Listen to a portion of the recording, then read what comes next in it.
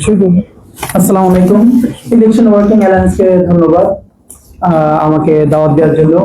যারা সামনে বসে আছেন প্রত্যেকের নাম বলতে গেলে অনেক সময় লাগবে, আমাদের অত্যন্ত শ্রদ্ধাভাজন ব্যক্তিবর্গ।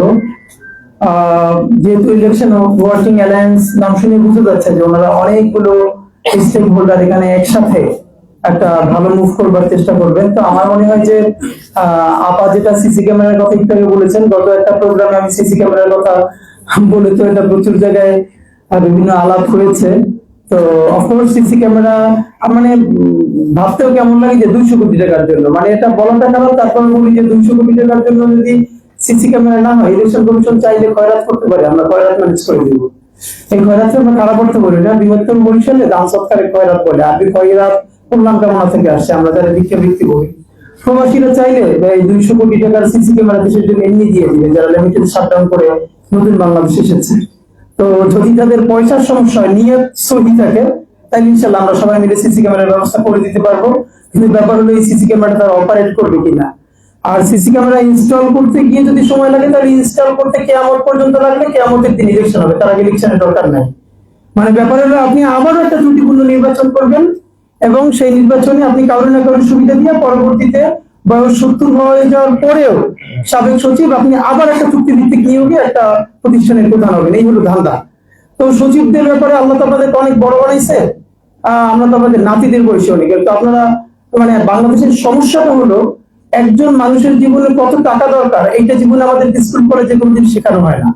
মানে কয় টাকা দরকার, আমাদের বড়লোক হইতে হবে, কিন্তু আমাদের ঠিক কতটুকু টাকা হইলে একটা ভালো লিড করা যাবে, লাইফ লিড করা যাবে, সেই টাকাটা ঠিক মতো খরচ করা যাবে, এইটা আমাদের শেখানো হয় না। আর এই জন্য হলো আমাদের এই যে একটু স্পেশাল যেটা খ্যাপ বলে আর কি, কখন নির্বাচন কমিশনে গিয়া বিভিন্ন স্বায়ত্তশাসিত প্রতিষ্ঠানে গিয়ে খ্যাপ দিয়া পরবর্তী রাজনৈতিক সরকারের মাধ্যমে আমরা এই কাজগুলো আদায় করি। আমি শুধু একটা কথা বলে শেষ করতে চাই, যেটা চাইলে ইলেকশন ওয়ার্কিং অ্যালায়েন্স এই ব্যাপারে একটু কাজ করতে পারে। আপনারা জানেন যে 25 লক্ষ টাকা ধরা হয়েছে, প্রত্যেক প্রার্থী খরচ করতে পারবে, অথবা প্রার্থী প্রতি 10 টাকা। তো আমার কথা হলো যে ধরেন এই যে 25 লক্ষ টাকা একজন খরচ করবে, কয় টাকা করলো বা করলো না, এইটা ধরার প্রক্রিয়াটাকে, এটা কি ইলেকশন কমিশনের কোনো ভ্যালিড কোনো প্রসেস আছে?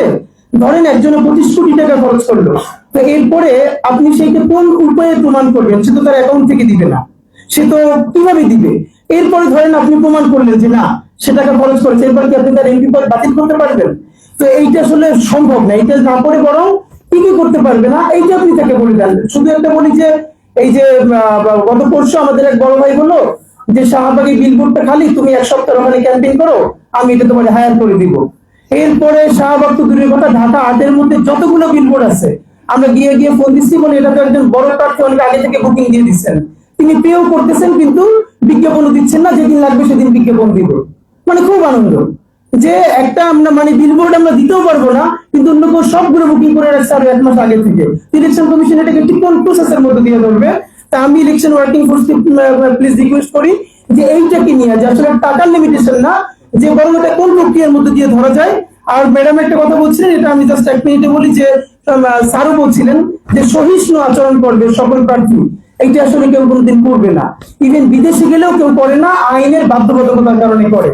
আমি একটা ইন্টারন্যাশনাল প্রোগ্রামে সিঙ্গাপুর গেছি, বাংলাদেশের একটা কোম্পানির এমডি আমার সাথে ছিল, দেখলাম বিড়ি খাচ্ছে তখন তিনি, তবু ওই জোনের মধ্যে গিয়ে বাইরে গিয়ে জরিমানা, এবং দেশের প্রচুর সমালোচনা করলেন, দেশে আইন নেই, শৃঙ্খলা নাই। তার সাথে যখন আমি বাংলাদেশে ব্যাক করলাম, উনি লাউঞ্জে বসে বিড়ি ধরাই ফেললেন। আমি বললাম আপনি এটা কি করলেন? বলে এখানে তারা তো আইন নেই। এর মানে আমাদেরকে চাপাই না দেওয়া পর্যন্ত আমরা মানবো না, সব আইন করতে হবে। আর শেষ যে পাসপোর্টের মাধ্যমে প্রবাসী ভোটারদেরকে অবশ্যই ভোট দেওয়ার একটা প্রসেস তৈরি করতে হবে, কারণ এই প্রবাসীরা ভোট দিতে না পারলে